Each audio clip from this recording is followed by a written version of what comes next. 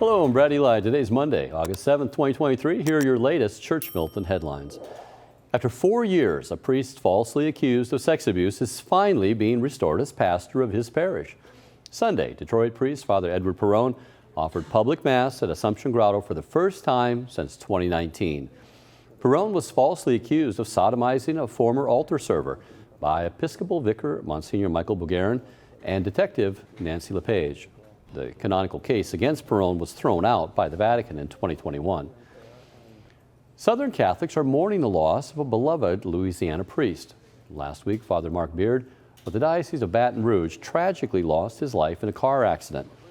Public visitation will be held on Thursday at Our Lady of Mercy in Baton Rouge from 8:30 to 11 a.m., followed by Mass.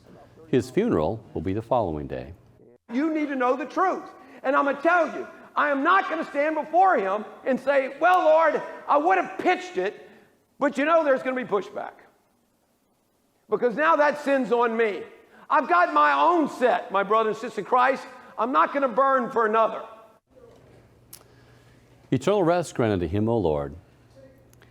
A Chapter 11 bankruptcy reorganization is very likely for the Archdiocese of San Francisco in the wake of clergy sex abuse cases. Archbishop Salvatore Corleone, in an announcement Friday, noted that California's look-back window led to lawsuits for abuse that happened back in the 60s, 70s, and 80s. He further noted, quote, "It is a sign of Christian solidarity that we join together in praying the rosary daily and at least once a week as a family, spending an hour of adoration of our Lord in the Blessed Sacrament once a week, and fasting on Fridays for the survivors of abuse." A bill is moving through the California legislature that will criminalize parents who speak up at school board meetings. Supporters of Senate Bill 596 claim it protects teachers from harassment, but opponents say it will be used against parents voicing contrary opinions, punishing them with 1 year in prison and fines up to $1,000. The bill is expected to pass, but many California parents continue to speak out against it.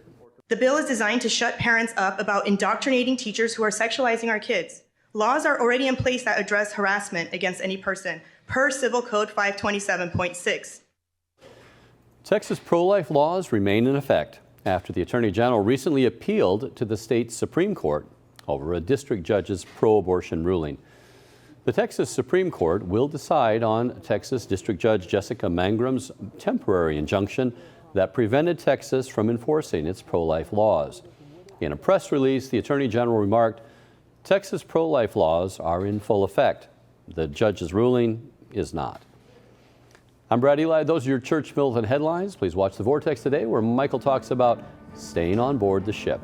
God bless you.